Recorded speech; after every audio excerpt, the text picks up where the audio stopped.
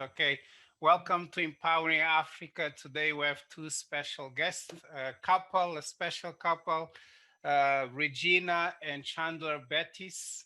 They're running an African-based company selling products that are produced in Africa. Okay, Yeah, thank you very much, my friend. Welcome, thank Chandler. you. Welcome, Regina. How are you Thank you. guys doing today?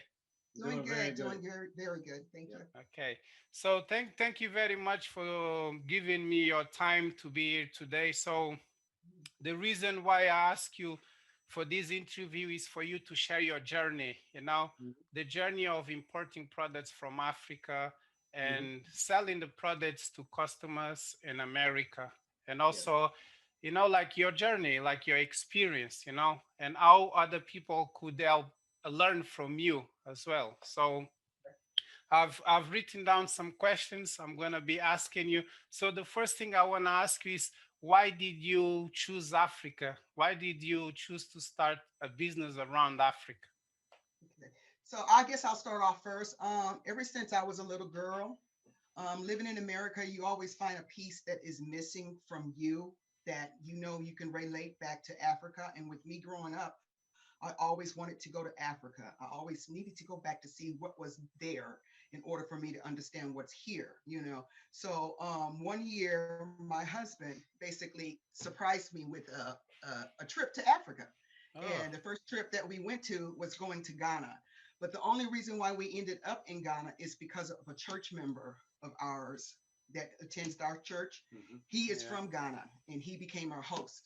So that's Mm. how we ended up in Ghana the first year. They were basically um, brought us there, showed us around, showed us what the life was like there, and it just stuck, that we needed to do something and bring it back from Ghana or Africa to America.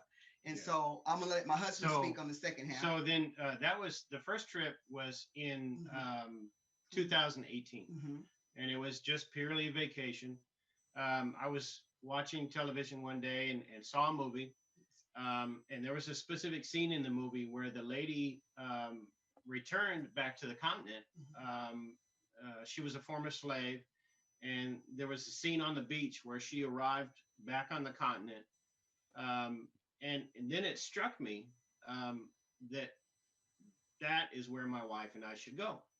Oh, So I started doing some research and looking at some of the more stable, democratically stable countries in the continent, Hmm. and I chose Ghana. Ghana, yeah. So we talked, and we took our first international trip together um, to Ghana, and it was a 10-day trip. Okay. And so, um, going back to your question, so from that, we chose to go back in 2019 for a 3-week vacation. 20, No, it was 19, you're right. 2019. Hmm. And in January of 2019, I bought tickets for a round trip for 3 weeks. 3 weeks, yeah. Pretty significant vacation for us, Yeah, and most significant for most Americans, especially in the continent. yeah. And um, we booked the tickets. I bought the tickets, and then a couple months later, we got to thinking, we're not seeing in the American consumer Consumer. marketplace um, fundamentally just a very, very minute portion or Portion. aspect of African African products. products coming out. Really, Yeah. in order to purchase African products, African produced or manufactured or crafted products, in America, one has to go to what we call specialty shops, Yes. Yeah. and and they're very country specific. The products they're being offered, and we realized that we what we saw there is either on par or above what we're normally used to as far as the quality Hmm. of consumer goods here in the United States.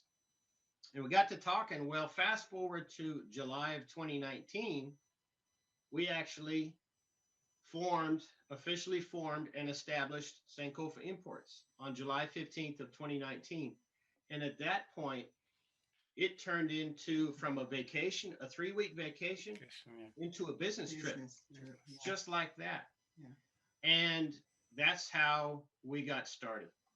So Mhm. that's the starting aspect of how the business started. But Yeah. when you take it back, it was really the lady that you were listening to, Dr. Dr. Harnett. Harnett. So Yeah. between the time I booked the vacation and the time that we established, I think either right after we established or right before, I was doing a lot of certainly doing a A lot of lot of research. research on how one can actually, number one, import, and fundamentally, where is the product? Where can we purchase product? What Hmm. do we want to product?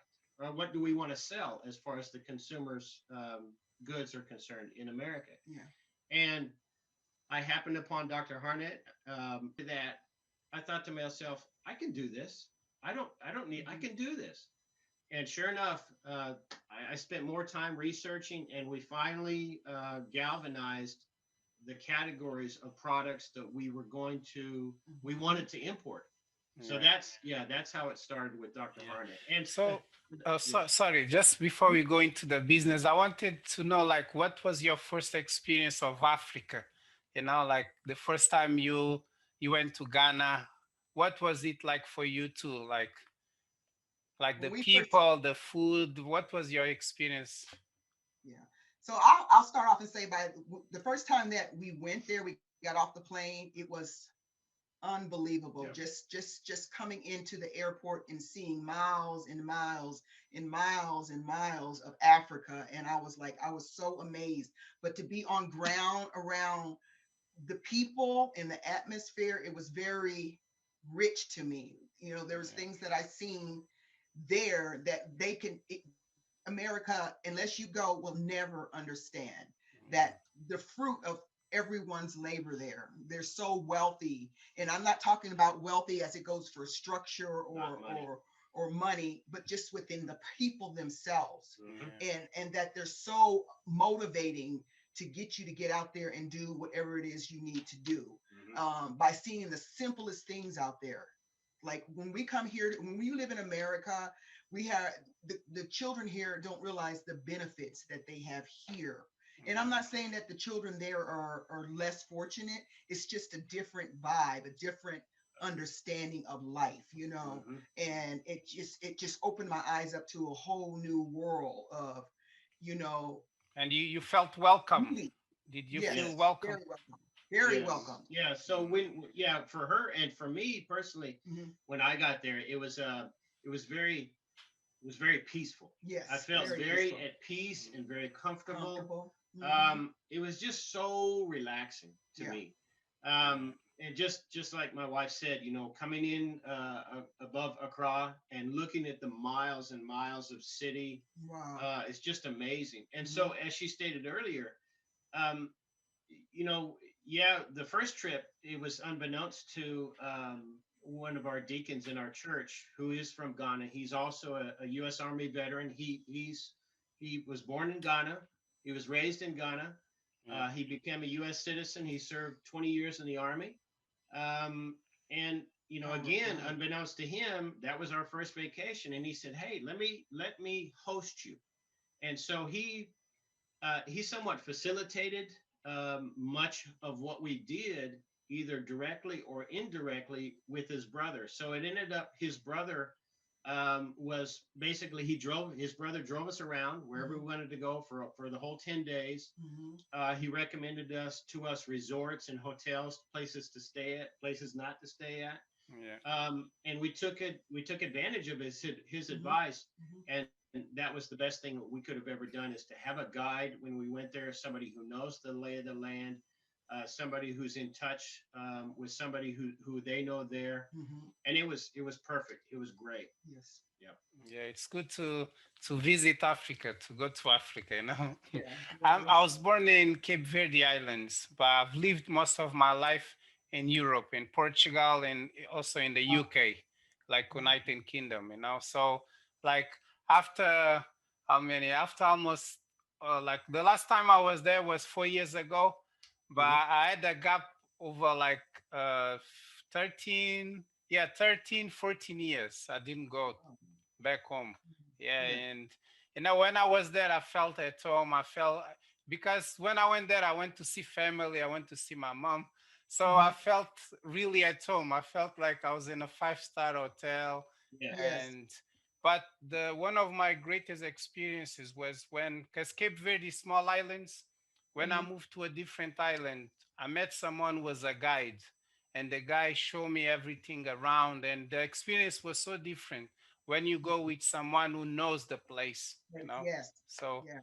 okay, thank you very much for sharing your experience in Ghana. So we're gonna go back into the business thing. Um, I noticed that you talk a lot about moringa and other products. What's your best seller? What's your best seller? Um, well, I don't know. I think maybe Skin Gourmet Skin or Gourmet True and Moringa. True Moringa. Yeah. Yeah. True moringa. Okay, Well, that I would even say the coffees. Sold. We offer a Sealy coffee and Gold Gold Coast Coast. coffee, and we've actually sold out of those as well. So the coffee. I would say actually probably the coffee is actually the leading product that we sell, Hmm. and definitely Skin Gourmet and True Moringa as a close second because we have more inventory to offer. We have more products, a variety of products relative to True Moringa and Hmm. Skin Gourmet, but less so for the coffee. But again, we're out of inventory for the coffee, so. Yes. Hmm. And how do you select a product? Like for someone who's just like new, like what criteria do you use to select a product to import or even to sell from a distributor? So, I'll go back to Dr. Harnett. She has a platform, I guess what you would call a clearinghouse. Yeah. She vets companies in the continent for the quality of the product, the business acumen, the business history, Hmm. and then she posts them as legitimate, viable, trustworthy companies on a platform called MyKibo.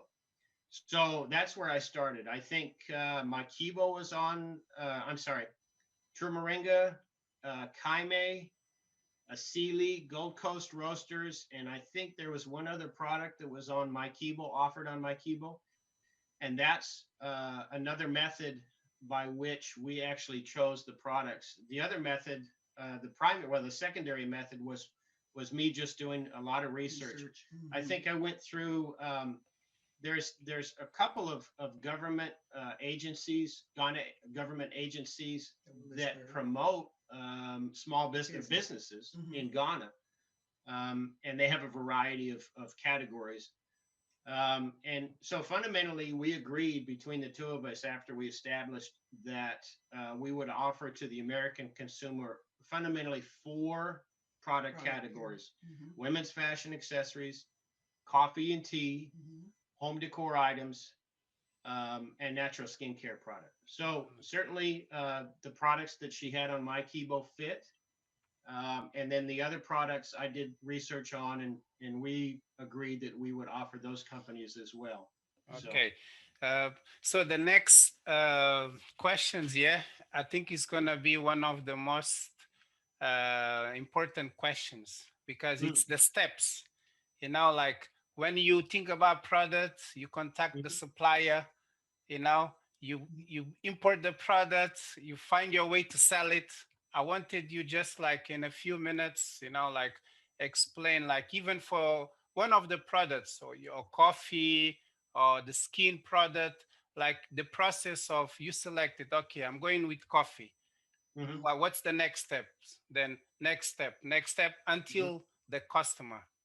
Okay, so let me kind of explain the way our business is set up, our company is set Hmm. up. So Okay. you can. So we fundamentally split into two groups, our company.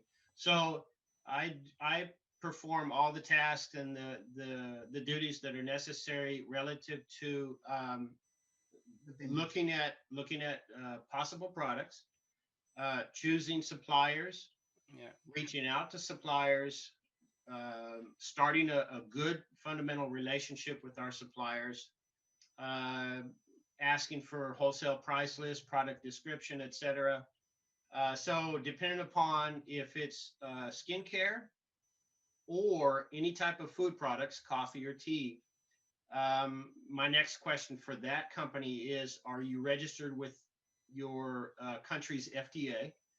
And if so, are you registered with the US Yes, FDA? mhm. Because there's some laws in place here in the US relative to specifically food, not necessarily skincare products or cosmetics, but food.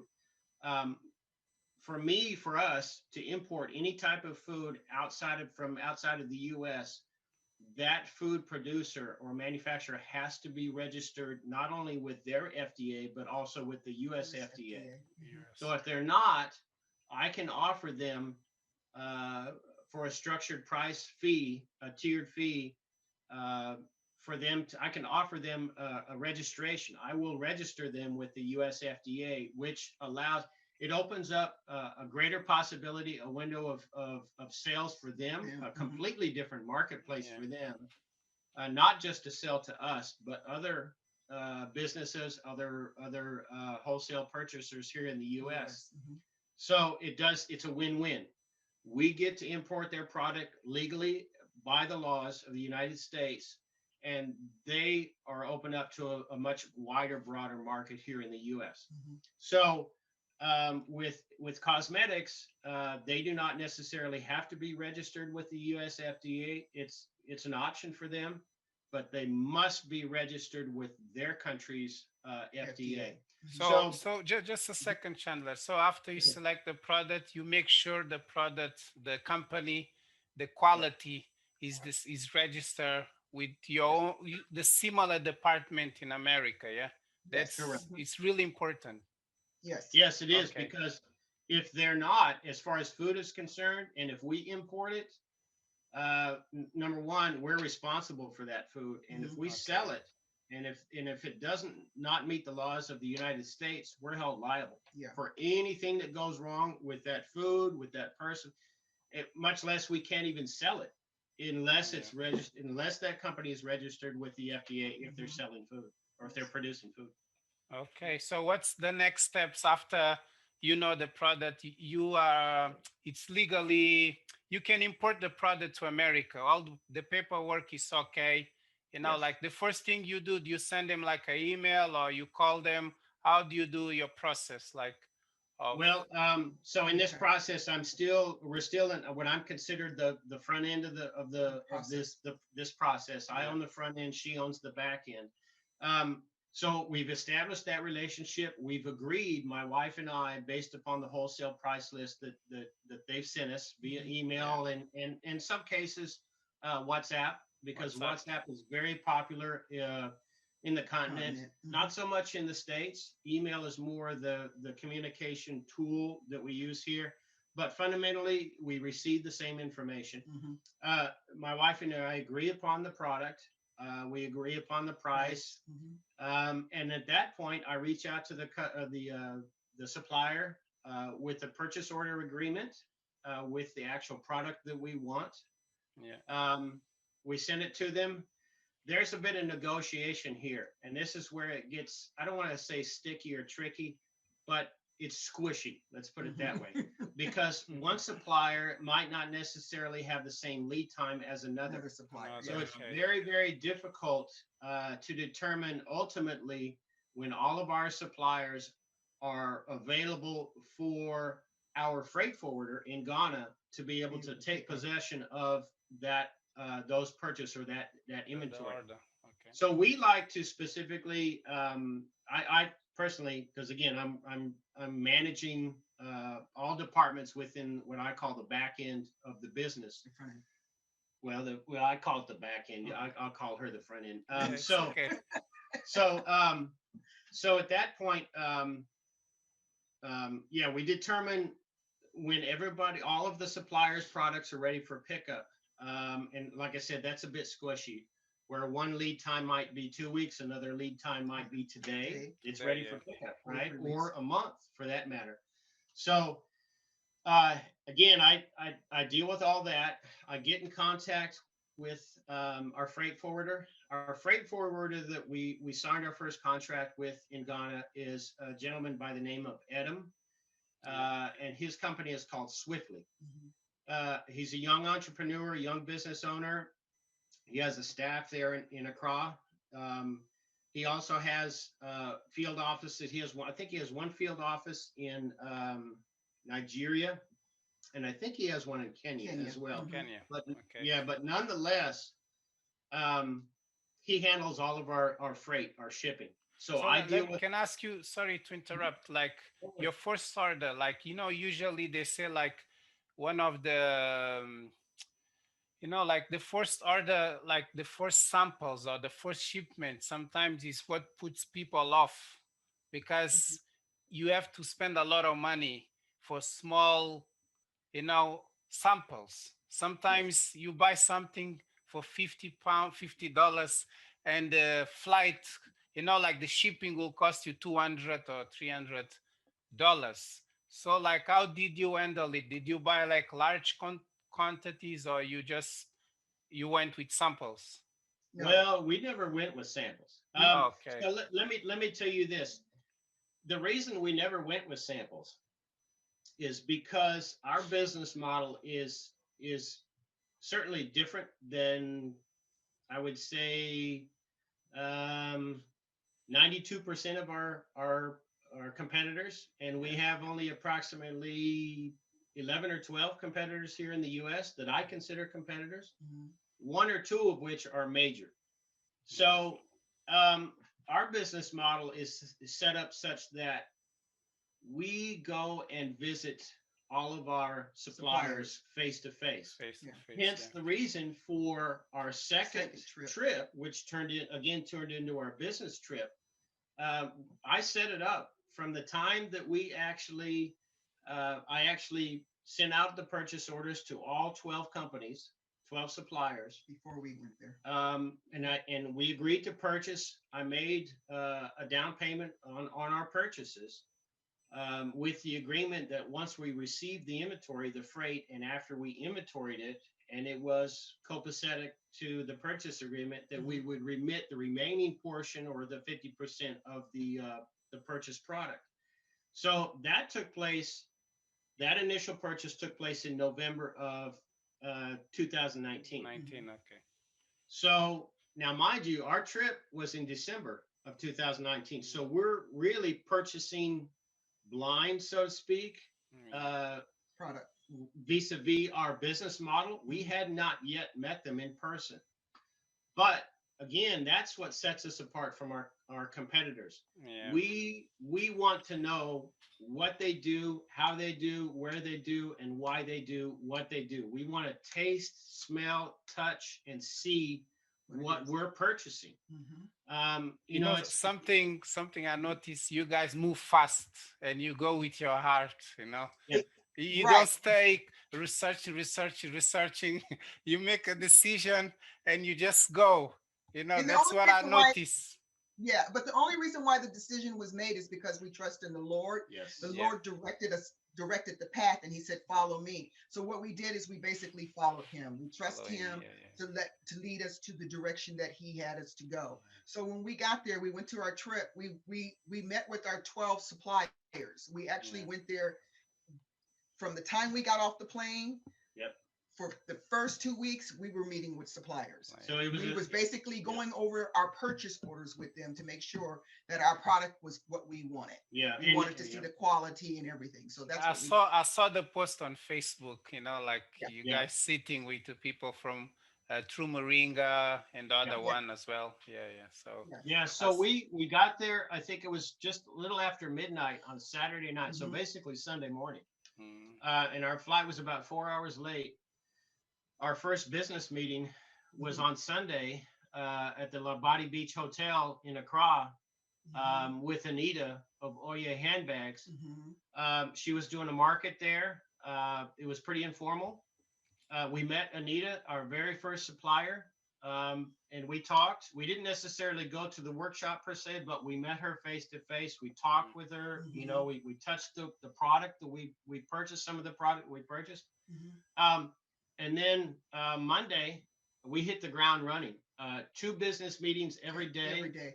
Monday through Saturday of the following week, meeting with all of our suppliers. We went to Pene, we went to True Moringa, we went to a Sealy Coffee in the hills above Accra, all over the place to all 12 suppliers. And fundamentally, it was very beneficial to us. And Mhm. at the time, I didn't necessarily know the benefit of that, other than us as our business model, Mhm. but we use that ultimately in our marketing scheme. So Mhm. that's how we do kind of. I don't say we shoot from the hip as far as the product. We do our due diligence as far as researching our product is concerned. But like my wife stated, we are an unapologetically Christian based company who follows God, Jesus Mhm. Christ, and the Holy Spirit through Yeah. all the things that we do in our business. Yes. And we let Him lead us. And that's why we are where we are here today. Mhm. We didn't have, we don't have the educational background. Neither of us have college degrees. Yeah. We don't have, certainly don't have college degrees in business. We Yeah. have some schooling in college. Yeah. We never completed our degrees, but between the two of us, she brings to the table what I don't. I bring to the table what she doesn't. Mhm. And collectively, from our work experience in working for somebody else, working for several employers here in the States, we bring to the table the knowledge and the Mhm. understanding of fundamentally how to do what we do. We Yeah. don't know all the things that there are to be done. We certainly didn't know it in the beginning. Mhm. You know Um, something? Yes, sorry. Today I was listening to Sarah Blakey or something, the owner of Spanx. It's yes, a Mhm. big company. She's a billionaire in America. Yes. hmm And she was saying something like sometimes it's sometimes it's okay when you don't know the how Yeah. because you Yeah. figure it out, you We'll find a figure it out. way, you know. Yeah. So yeah, Yeah. as long as you have your heart or you have something that you believe and someone that is guiding you, and Mhm. even if it's God, it's better because Yes. you yes, know you have something Definitely. stronger, you know what I Yeah. mean, you know. Definitely. So yeah, yeah, so she was saying that thing, and that thing stay on my mind, you know, like you don't need to know the why the how, if you have Yeah. a strong why. And That's yes, right. I can see that when I see your videos and your posts, you're passionate, you Yes. know. yes, Even if you didn't sell anything because of COVID, you still go out there, you still do your thing, you know. Your Yes. yes, passion will attract the people who are looking for your products, and you That is figure correct. out everything you need to know, like the email marketing, the social media, Yeah. everything. But the Yeah. first thing is to have that desire, the passion, and also to follow God, as you Yes. said, yes, you know. Mhm. and So then that take action. Do you have to take Action, action? else we'll never know. I see what I want. I don't necessarily, like you said, know how to do it, but I know I want it. We know we want it. Collectively, we'll get there. We will accomplish what we want to accomplish eventually. May not necessarily be in the time frame that we want, Mhm. or the path that we envisioned, Mhm. but we will get there. And we've gotten there. We We've are gotten much there. further Yeah. now Than we than were we two were years in ago. July of 2019. Yeah. So I Yeah. notice you move fast and you take action quick, and like mhm. 2018 to 2000, like in 2 years you did everything quick, you know, like Yeah. if you notice when you start like telling the story, I just noticed you guys, you take actions. You Yeah. don't just research and you Research. know, like wait until things get better. You I just think you take actions, you know. excuse me. I think it's when if you follow the path. If you follow the path, it seems like it's fast, but in reality, it's not really fast. It's just you're following the path of your Yeah, dream. Yeah, You know, yeah, so if when you see this happen and you see that, oh, we did that. So now you're next to your next, you're going to the next point. Oh, we did that. And you hmm just keep on and keep on and keep on. And it's not always easy, yeah, but it's because we have a passion. We know what we want to yeah, do. yeah, yeah. And so we just keep moving forward. So yeah. Okay. We get we see all the suppliers mhm, there. Now, mhm, mind you, we've already purchased at that point.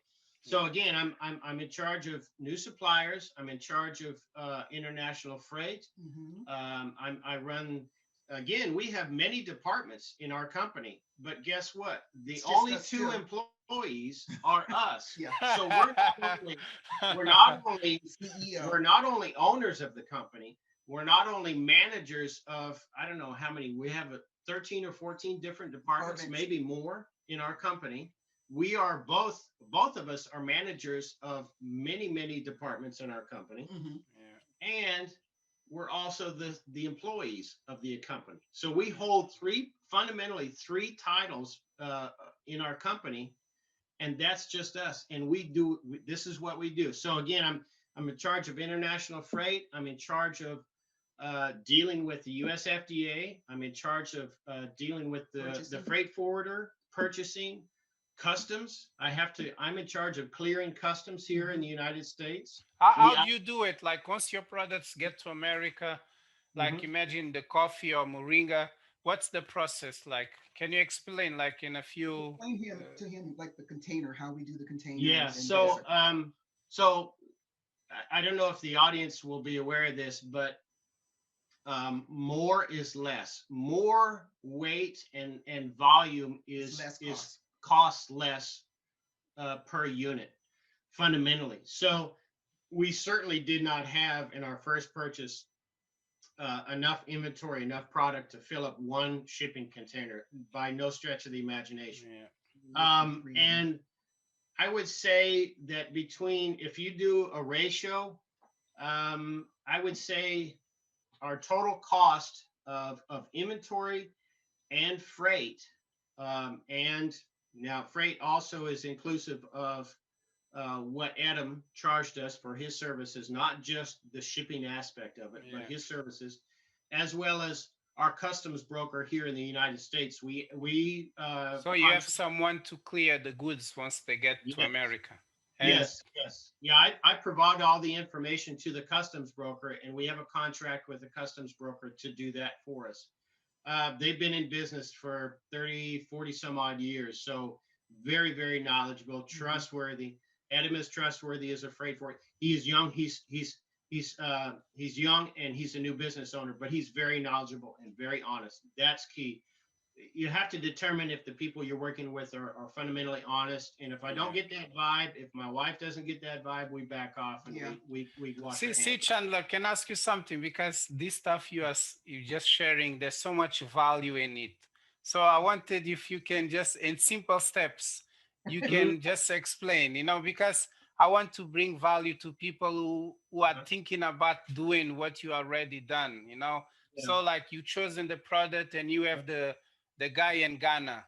So Yeah. Yes. after that, the product gets to America. It's And then you into have someone in America to clear the product. And yes. then Right. where do you store? Do you need to store it somewhere? Do you take it to your house? Right We here in we the start house. here. Yeah. So can you just share these steps quickly, like in Okay. just Okay. in your So own yeah. words? So the freight forwarder, Adam, his company comes to pick up from our suppliers Yeah. wherever they're at.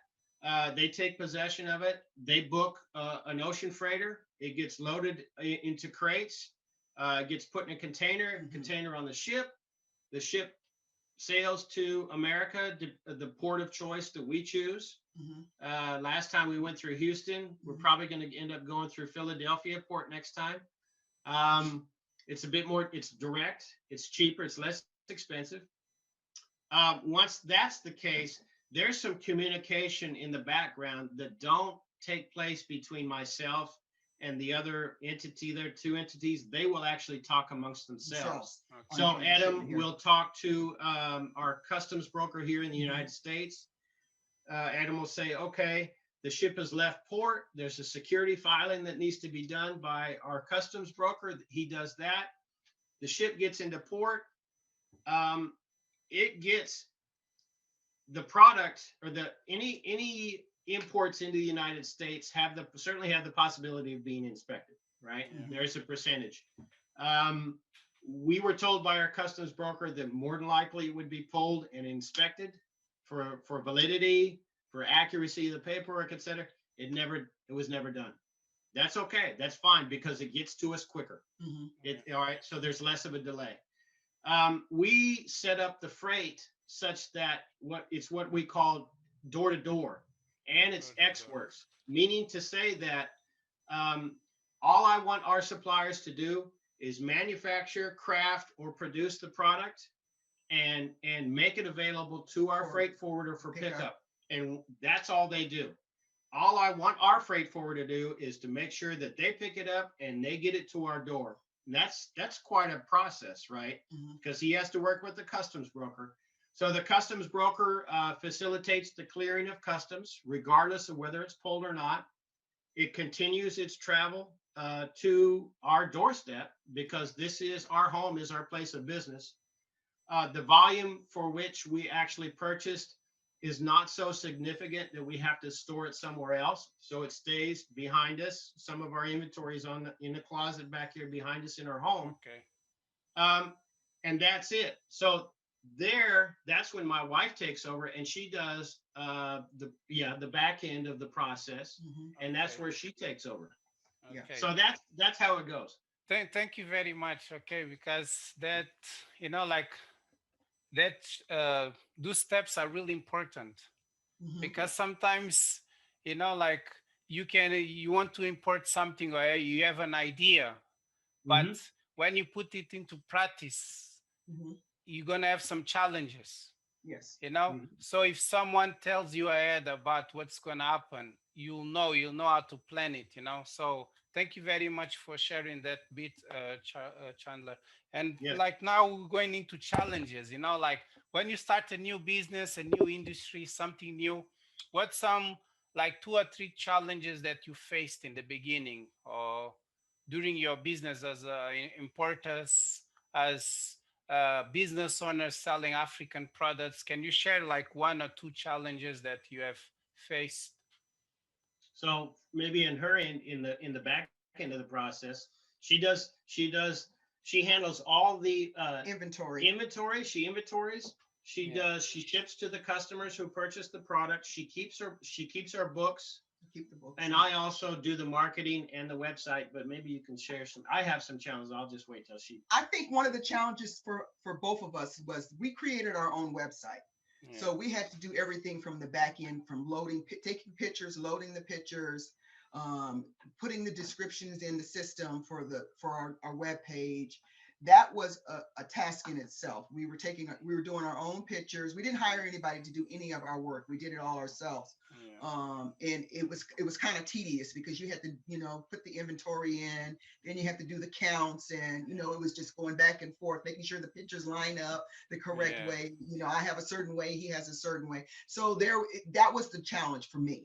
As it goes for getting the product out there and shipping, to me, once we all our accounts are linked up, so we use a certain amount of accounts that we for paying. We use PayPal. We use our main hub Square is Square, which is another payment method. method. Method. That and I'll explain that a little bit more, but we're going to go back to the internet portion of it. Like when we're online, everything is filtered through PayPal, and we use our hub as an e-commerce web base where we Web hold base. all our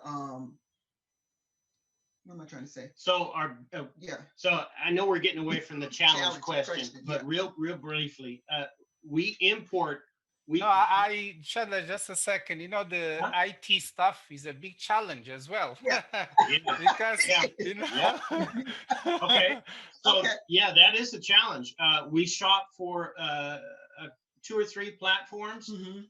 GoDaddy, BigCommerce, and I think Square was another platform yeah, based. Yeah, We chose BigCommerce. yeah. And when she says we created our own website, well, they did the foundation. They did the back end work. We do the front end. We just load the Loaded. information. Yeah. But believe me, you not big commerce is more for people who essentially know code, yeah, and we don't know No code. code, but We learned it. it's a bit more dynamic. In Yeah. other words, it gives you many more options as say GoDaddy or Square. So Mhm. that's where it was really attractive. Yes, there was a challenge, and there certainly still is, Mhm. but definitely not as much. We can go into the platform and manipulate like we never could before. So that's a bit of a challenge. Yeah, So but we had to write all our own terms and on what we wanted to, shipping to look like, return policies, yes, customer confidentiality. We had to put all those Things up, steps in yeah. place on our site. yeah, And it did become tedious. Like and everything is, like I said, is filtered through this big commerce Braintree for payment, but we also deal with shipping on our end too. So we Yeah. do shipping from our home. It was just, everything was new, but if we didn't have those specific background set skills, we wouldn't know how to do it. Like, I've worked in shipping departments before. I've worked in receiving departments before. So it kind of like, we took what we learned from jobs and Yeah. applied it to our business. yeah. And that's how we got through it. That was the challenge for me, as it goes. No, notice something like you are Yeah. doing a lot of things for the first time, Yes. and Yeah. you're always overcoming things, Yeah. Yes, you take actions quick, and then Yeah. a challenge come like the digital stuff.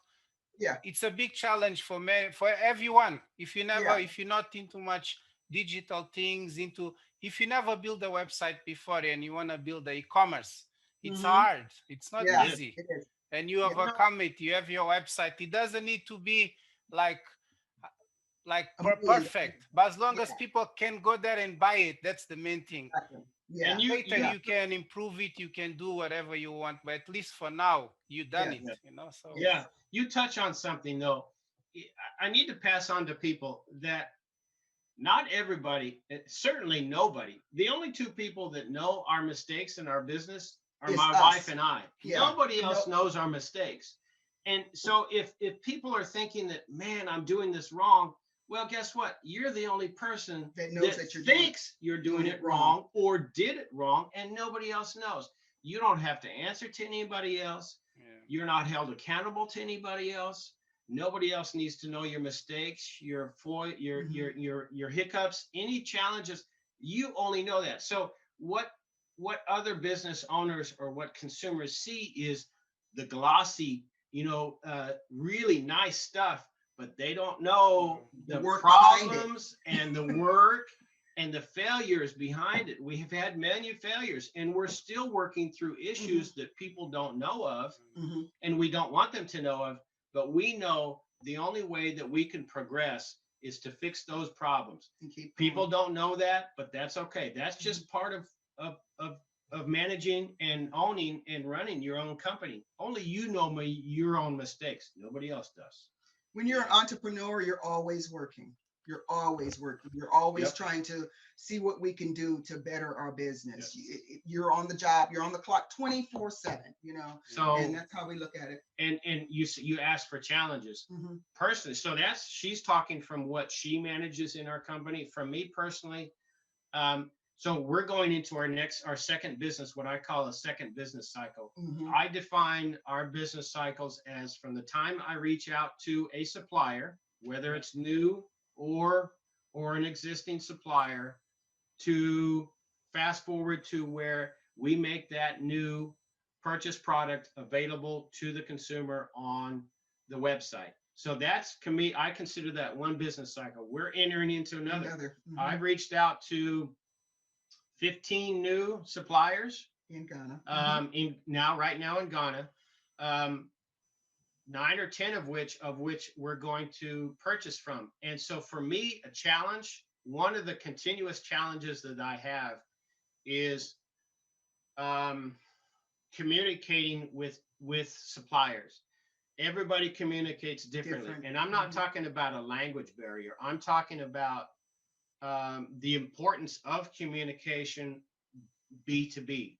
If the supplier is not necessarily as interested in progressing with a purchase than I am, I get a bit frustrated because I'm ultimately I really fast do. movers. I get frustrated because yeah. I'm trying to coalesce all of this inventory into one shipment, and if new supplier X responds within 2 days, but new supplier Y takes 2 weeks to respond, it's a bit frustrating. So I've learned, and it's still challenging for me, believe me. Cut off. I set due dates. Yeah. Now, mind you, I communicated to all of our new suppliers at the beginning of December. And December, the second week in December, thereabouts, everybody goes on vacation in Ghana for the most part, right? So that was a bad thing to do, right? I learned my lesson.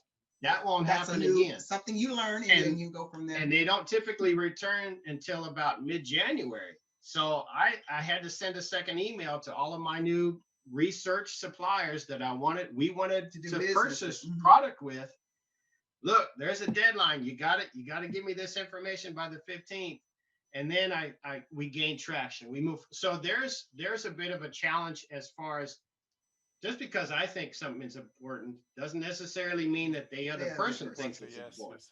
And I have to Even realize, like the cultures are different as well. So, Yeah. like if you come from a fast place like a city, maybe where you live in America, or even your culture, you move fast, and you Mhm. go to a place where people are more relaxed. You need to Yeah. adapt, and now Yeah. it's COVID as well. You never know what's happening in What's on Ghana. the outside? Some Yeah. places, even in Cape Verde Island, there's lockdown there, and Right. people they need to stay homes as well. Yeah. So you need to yeah, be extra patient, Yeah.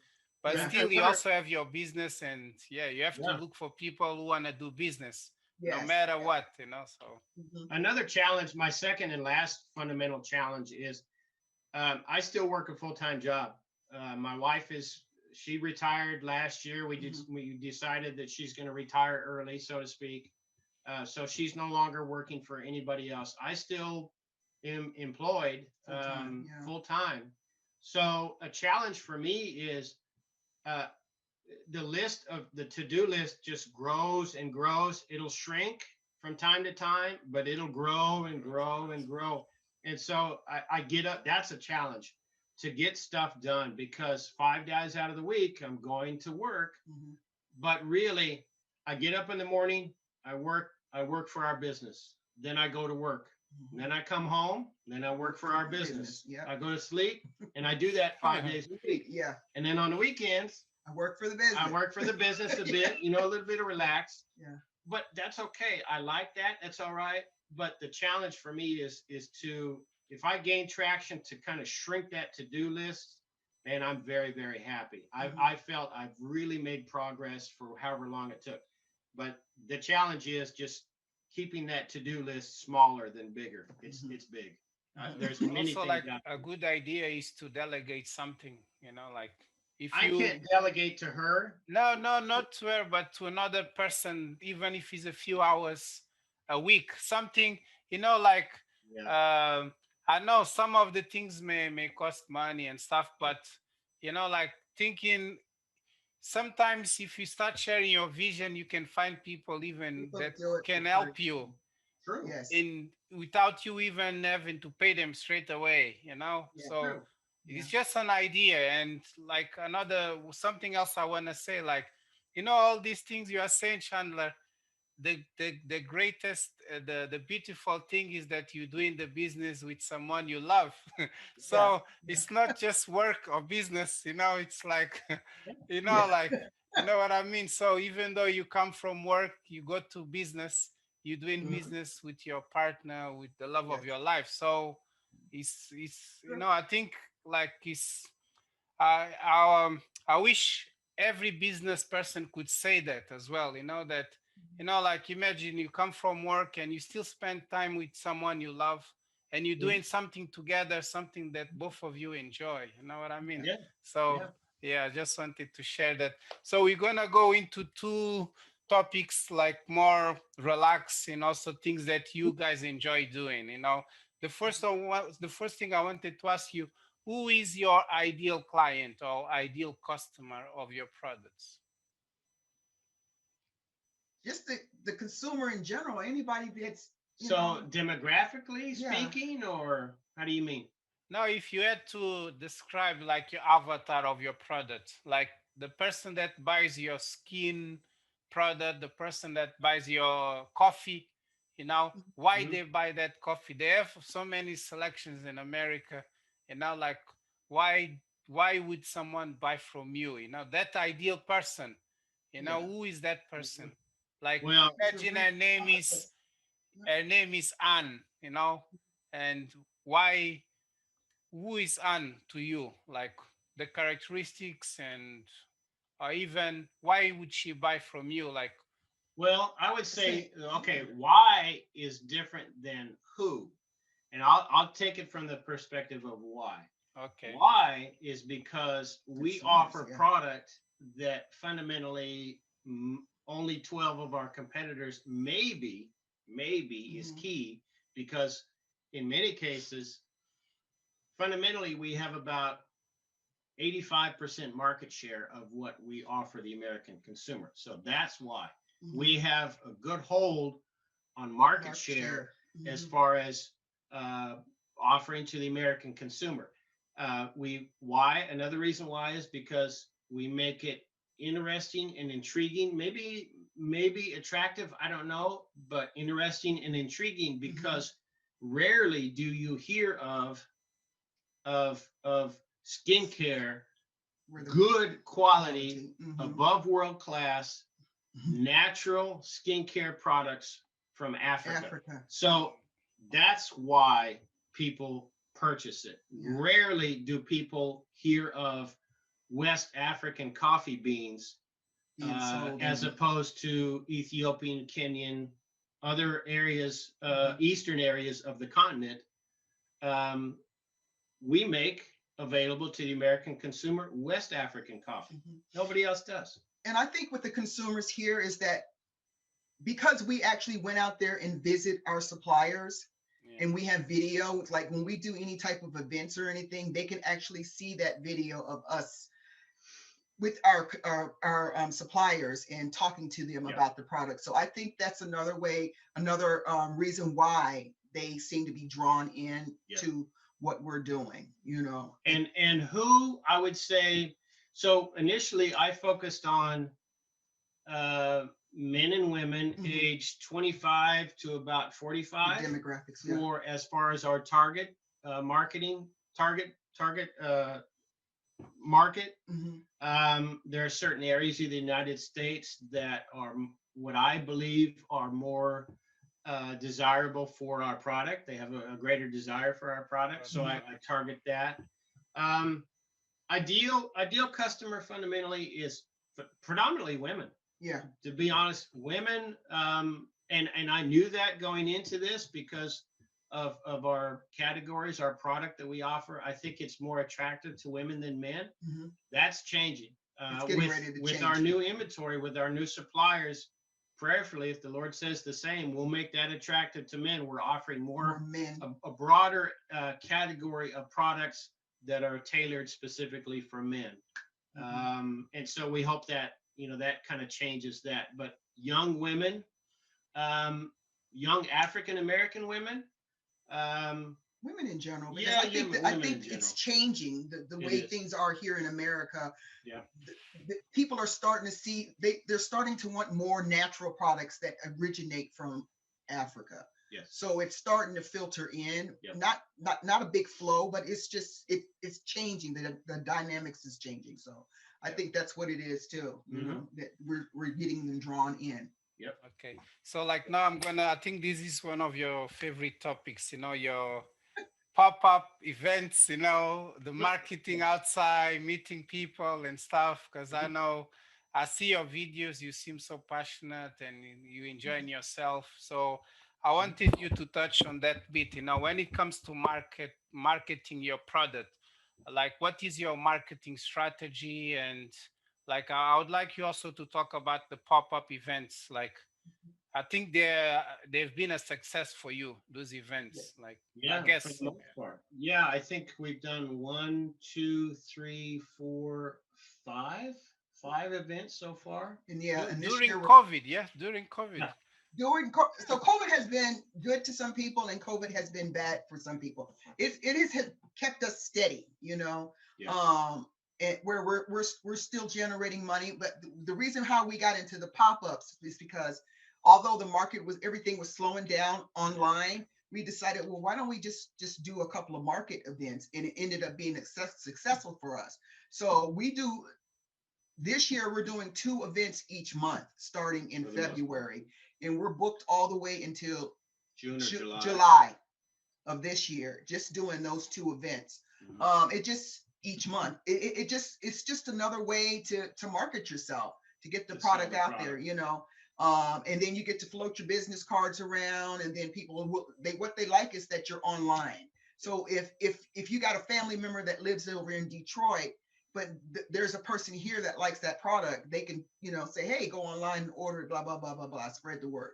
So that's another reason why we kind of just do the pop-up shops. So yeah, we realized, Mm-hmm. we knew that, um, well, our business model is such that 90 our main channel, which is Mm-hmm. 90% of our sales, Mm-hmm. is online. That's the way that it's founded. That's the way the business model is structured. Um, Now, mind you, we opened May 7th of 2020, Mm-hmm. in the middle of the pandemic. So, that business model was holding steady for a while, Mm-hmm. but then it started trending downward. Online sales started to go down. Coincidentally, at the same time, we started doing pop-up shops. We would book with host and vendor, or a host, for these pop-up shops, and it was an inverse. As online sales went down, The pop-up shops went pop-up up. sales started going Mm-hmm. up. Mm-hmm. So fundamentally, we replaced the revenue that we were making, that started almost drying up online, and we replaced that revenue with pop-up shops. Mm-hmm. So, and that really, it was just a complete switch. So that the other 10% of our business model was the pop-up Mm-hmm. shops, area festivals, and events. But now it is fundamentally, that's our revenue source, pop-up shops. Mm-hmm. Online sales are not good recently, I would say within the past 2 or 3 months. And it's no secret. Let's be honest. I Yeah. mean, full disclosure here. Everybody has problems in their business. Businesses. We will overcome this, and we're changing this. Mm-hmm. Hence Yeah. the reason we're booking, probably about two pop-up shops a month, to make up for that difference in the model. And And another thing let with, me. Oh, sorry, Regina. You can uh, go on. no, go ahead, go ahead. Yeah, I was gonna say, because I want us to bring value to people, and how to how to like how to make sales during the pandemic, during COVID. So like you guys, you've successfully been selling through pop-ups in the last few months. Okay, like how do you go about to set up a pop-up, like how does it work, like in America, or even in your state, or like imagine if someone wants to start in April, what Mhm. would you guys advise? Okay, so for the pop-ups, basically how we ended up doing the pop-ups is like it was a lot of marketing through Instagram and Facebook.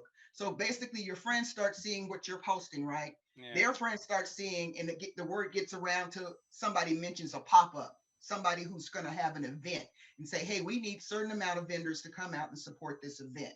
You just link up with those vendors or the person that's going to ready to host Hosting. the venue, and you just start doing pop-ups. And You communicate with them. You ask mhm, them, do you have any openings for a pop-up shop? They yeah, say yes. They say no. How much? We pay pay the a fee. fee. They send us over their terms and conditions. Mhm. Usually, it's one or two tables. It could be outside. So we have Outside we structure. have our capital where we purchased a portable tent, a pop-up tent. We have three tables. We have three chairs. Mhm. We actually purchased a trailer that we haul behind one of our vehicles. Everything that we need to sell our products at a pop up, whether it's inside or outside, we have it.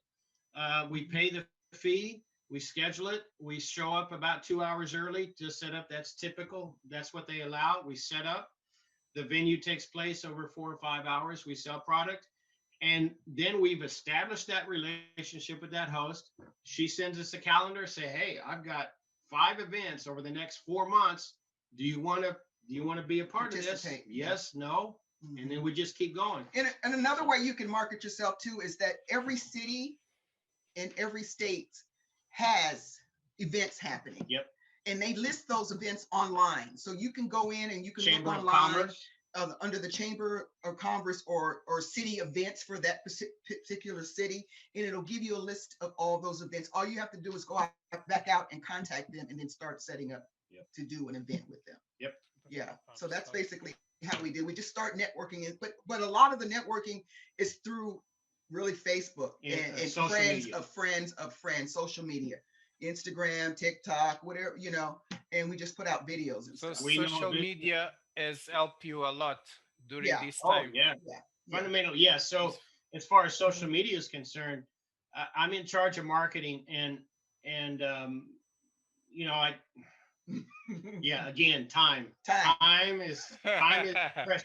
Marketing, it takes a lot of time. Marketing takes a lot of time. Yeah. I've learned a lot. I've learned to scale it back and not try and be so perfect, because I need to get content out there. If you don't let folks know, whether irregardless of whether you think it is as it should be or it's not quite perfect, unless you get it out there, people will not know. No. And if people do not know, they will not buy. So it falls on. Well, anyway, social media. So No, it's yeah. okay. It's okay. You feel Yeah. free to share anything you. So we also sell not just the www.sankofaimports.com, but consumers can also purchase on Instagram, and they can also purchase on Facebook. Mhm. Those are the two social media platforms that not only serve as our marketing platform, but they also serve as give the ability to the consumer to purchase on those platforms as well. Mhm. So yeah, social marketing is really fundamental. I get so many ideas. All of our new suppliers, all of our 9 or 10 new suppliers that we're in contact with now, They all came have from social media. Yeah. Oh, So And now they're doing really, commercials so you met them like online, like on Instagram, Facebook. yeah. Yeah. So we have, for example, I'll just call out Single two new suppliers that we're talking with right now. KTM is owned by I can't remember her name. She's a lady in Kenya. She also owns a company called By Her, KTM and By Her. Um, she owns those two companies. She's in Kenya, and we have an interest in her product. And the only reason we know about her is through Instagram. because she liked. We saw it. Well, I saw her product because I saw somebody else or was recommended by the platform. You might like this. I looked at it. I liked it. And I that's reached out, Mhm. and then that's how it started. Another one is Winamzua. Winamzua is a skincare product company in Ghana that we want to purchase product from. We think that her packaging, her product suits what we believe the American consumer would like as another option for skincare. We met her. I met her on Instagram. I reached out to her through an Instagram, and here we are today. We are about to purchase her product. So fundamentally, social media allows us to view products that we think the American consumer would like. It allows us to give us ideas for marketing.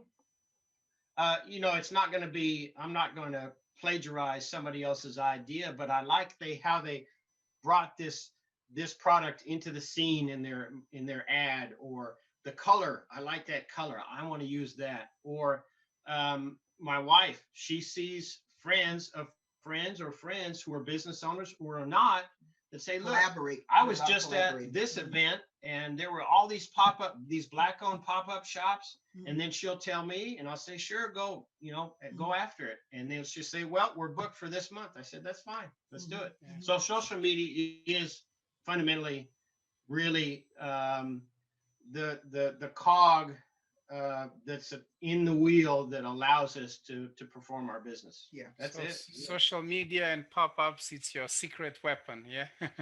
Right now, I'm getting a lot of information from different people, because some people that are in social media that likes to talk like in front of a camera, like right now, that's what they do, and that's how they draw people in. Yeah. And we've had people come to us and say, if you guys were to do this more, then you would draw in more, you Yeah. know, but we're not camera in front of the camera kind of people. We're behind the scenes, you know. So we're learning, you know, by talking to you and others that, Yeah. hey, to overcome that. These are challenges for us to get in front of a camera and start, you Yeah. know, communicating about how we got to where we're at today. So, You know, yeah, I realized I was told early on in social media and marketing that you you really have want to to, build a following. And yeah, in order to build a you following, have to be in you front of the have to camera. be in front of the camera. You have to show yourself as who you truly are. Hmm. That's difficult for me to be in front of the camera. It's very difficult. It's not so difficult now because I've gotten used to it.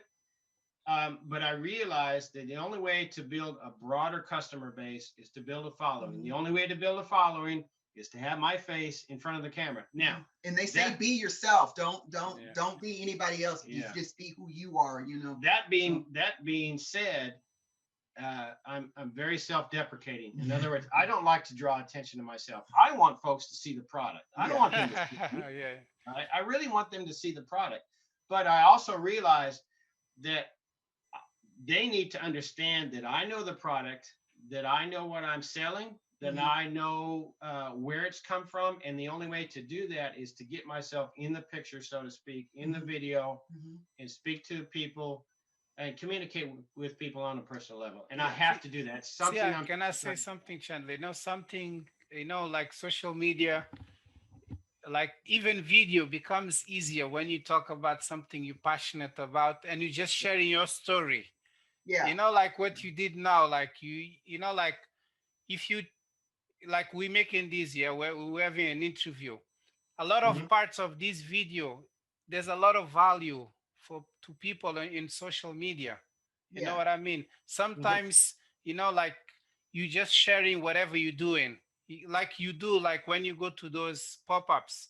yeah, I don't know if you like to be on camera or not. You look so happy. You look like you have a great time. Yeah. So yeah, like just sharing your story, whatever new products, you know, like yeah, even why you started sharing, like when you went to Ghana, the things Yeah. you hmm, saw in Ghana, like you relating with people. It's not just selling the products, but you building like a connection so people know connection. you, you know, like, and you tell the story, you know.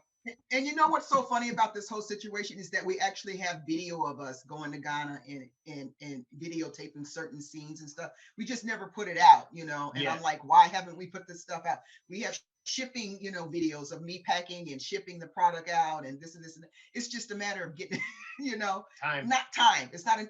We don't have enough people, Hmm. Yeah, yeah. basically, you But know. you But know, telling the story using those videos is really is important as well. Even yes. Yeah, sometimes you can write.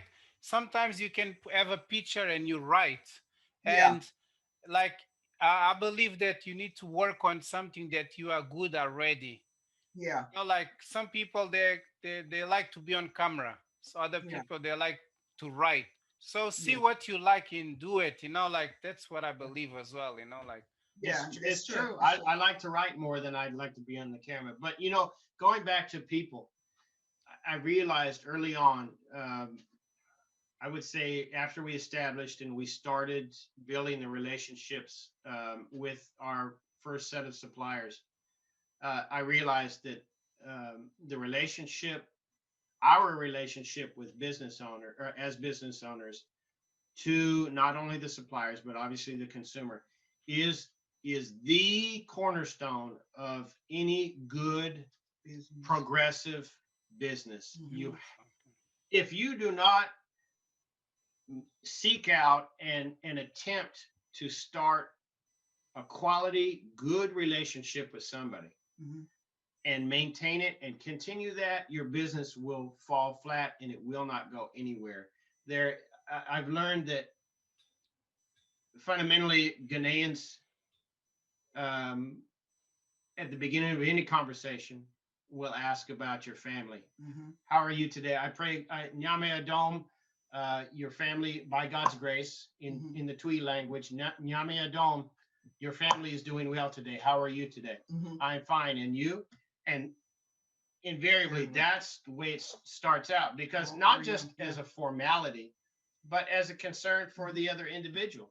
And there's so much more to that. But Yeah. that's the cornerstone of the business. Okay. So, So thank you very much. We almost finished. So just the last thing is about like you, your goals. What do you want for Sankofa like for 2021? You know, what do you want to achieve, or what are you working towards? Even if you don't have like goals, what's the projects you working towards like for I'll this let you year? go. well, for this year, we definitely need to go and see all of our new suppliers. Suppliers. That's one goal. Um, to um, better shore up our marketing campaign, Mm-hmm. me, because I'm in charge of the marketing department. Yeah. And I need to be more consistent. That has to be a goal. Um, And grow the business. yeah, just grow the business. Business, Yeah, do more pop-up shops. Mhm. Get out there, and I Network think more. Mhm. with things changing with COVID, it'll come to fruition. Mhm. And you talk about goals for this year. So let me fast forward a little bit and tell the audience and you about a little bit about something that most people don't know about. Um, so in our first trip in 2018, before that, we befriended a headmaster of a rural school in Ghana, Ghana. Mhm. specifically in the village of Apam. It's right there on the coast. It's a small fishing village between Accra and Cape Coast. So in 2008, 2018, when we first went, Visit was the it was school. it no, it was 18. It was 2019 when we went to see on our business trip, the Mhm. 3-week business trip. We went to see him, and we came with, unbeknownst to him, Gifts. with gifts. Yeah, sizable a sizable cash donation, and he didn't know that, right? So when we saw the children, so I say all this to say, because when we first met and we first got married, we were courting each other when we were engaged, and even just a little bit after we got married, we had a mutual desire to do Something something in Africa. in with Africa, children. specifically with kids. Kids. Yeah. And meaning to say, not just send money to Africa or schools, And not know but who it's to going be to. on the ground Mhm. for an extended period of time and do something in a school somewhere. Mhm.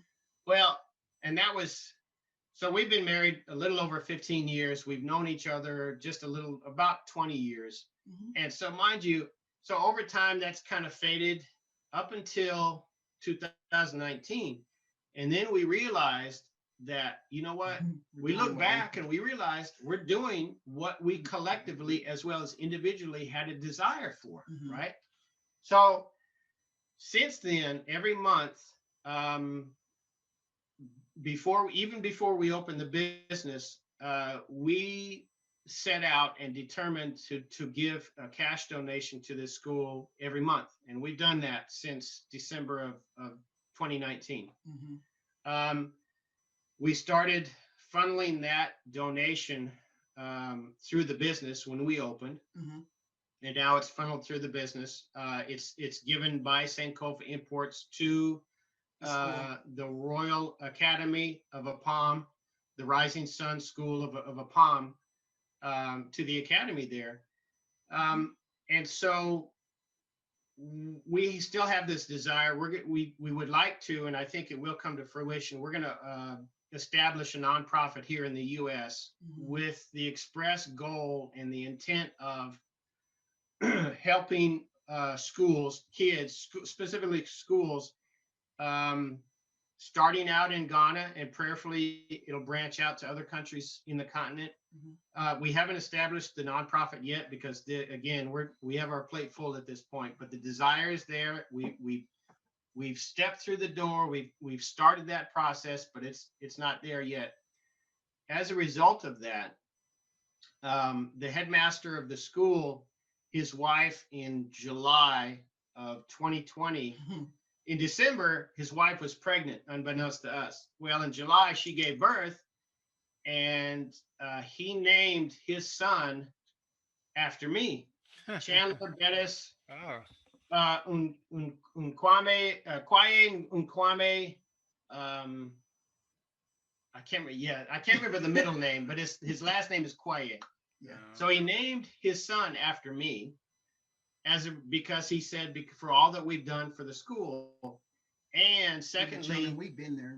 And the chief of a palm, as a result of the headmaster receiving the donations and affecting positively affecting the children Yeah. and the parents of the village of the town. The chief heard about this, and he said he's actually gifted us 11 acres land. of land right there in a palm. So we're in the process of making that legal through the courts and the government in Ghana, with the express intent of opening or building a small resort. We'll start with one structure, 2-story, and we will eventually turn the bottom half into an Airbnb, with the express intent of having the headmaster build into the curriculum for the final year students, um, curriculum on how to manage a business, how to manage business finance, how to manage an Airbnb, so that they can run it while we're so that they can run it while we're not there. Yeah. And then we'll take 50% of those proceeds, and throw it back. give it back to the school. We'll take 50% of the proceeds and then continue to build the structures on that land. So Yeah. that's all of the result of what we're doing. And that's our goal. That's one of our goals. Our Yeah, long so you have a vision, you have like a big vision and also a compelling vision. Yes. Yeah. Yeah, something that moves you, even though Yeah. you don't know all the house, Yeah. you know, Yeah. Yeah. but Yeah. you have something that you keep it moving, moving, moving, and you're gonna get there, for Yeah. sure. You're gonna Yeah. get there. Chandler, thank you very much for sharing that. That was really like moving, and I'm really grateful that you Mhm. shared that bit with me. It's more than a business for you too. Yeah. The business is something, it makes money, whatever, but you have something inside of you that is more than the business. Sure. Yes. And Yes. Absolutely. and this is something that I love about people as well, the why and what moves you and Yeah. what makes you do what you do. So Yep. thank you very much. So before we finish, I just want you to, if you want to share anything about any message, that's what I do when I finish my videos, my interviews. Like, you can share any message about love, God, about anything that is in your heart. Can I give you 30 seconds or 1 minute? You can talk about anything, and then you can finish the video. Okay. So Okay. before we go, I just want to say thank you so much. I really appreciate Well, your time. And I've learned so much from you today about taking actions and yes. even doing it, even when I don't know the next step, or Yeah. even when I have challenges with digital stuff. Mhm. But you show me that if I start doing pop-ups, I can Mhm. sell products. Yeah. And there's Yeah. a lot of people that don't know that. Did you know this? There's a Yeah. lot of Really? people that have products in their house and in Yeah. their warehouse, and they're not doing this. Yeah. They So should. Haven't today been. you Yeah. share a lot of value. So, and I'm really grateful. Okay, guys. Cool. Yeah. So can you share something from your heart? 1 minute or 30 seconds. It's up to you, you know. I guess I would say you would have to, go by your gut, once you go to God in prayer Yep. and ask him what you want me to do for him, and he directs that path, follow the path, Do it. and it's not going to always be easy. It's going to be hiccups, but if it's in you, in Yep. your heart, and it's a nagging thing that keeps telling you to move forward, then move forward, and he will Yep. provide the steps. He will Yep. tell you, okay, I'm going to open this door for you. I'm going to open this door for you. I'm going to Mhm. open this door. All the things that has happened to us as it goes for our business, we said we wanted to do certain things, but we didn't know how the door was going to open, but we kept following him, and now we're seeing. I've been to Africa twice. I never thought I would ever go when I was a little kid, although I wanted to go, and I've been there twice. And we're going again, and the goal is to go every year, Mhm. to get more information that we can gather and bring back here. And follow your dream, follow what you think is right for your journey, and let it come to fruition. But you have to trust God first. Yep. Nobody Yeah. else. Nobody else knows your dream but you You and and God. God. right? And fundamentally, yes, to piggyback on my wife, absolutely. Uh, my faith, my Christian faith in God, Jesus Christ, and the Holy Spirit is my foundation for why I do what I do. Everything about what I do, whether I follow His lead, sometimes isn't the case. Most often is the case, right? Truly, be honest with you. But as long as I have a listening ear and I am intent to listen, earnestly listen and hear what God has to say in my heart, Mm-hmm. and then this is where I think this is where most people stop. They hear it, But they they don't don't take move. action. They have to You take action. have to take action. You know, there's a pastor in America that says, uh, uh, do everything that God says you to do, tells you to do, and leave all the consequences to Him. Mm-hmm. And that's Mm-hmm. true. You can't second guess yourself. You have to understand God in your heart, what He wants you to do, and then do it. Mm-hmm. Do it like there is no tomorrow. I thank God for the breath that I breathe today. I'm alive. I'm above ground. All I can be concerned about is what's in front of me, what I see, what God allows me to experience for today. Tomorrow has enough worries in and of itself. And I'm he'll not come back concerned and about tell that. you what you need to improve on I too. need to I need You know, to what you to need to work on. understand His will for today, understand it, and do only His will, not mine, but only God's will. And that's why we are where we are here today. We could have been quicker had we done some things His way as opposed to our way. But sometimes you got to go But around the that's circle okay. twice just to get to that point. That's all Get it right. Yeah. We're further than we were yesterday. Yesterday. Yeah. Yep, absolutely. Yeah. Okay, So, thank you very much, my friends. May Thank God you. bless you, bless your day, bless your Sunday.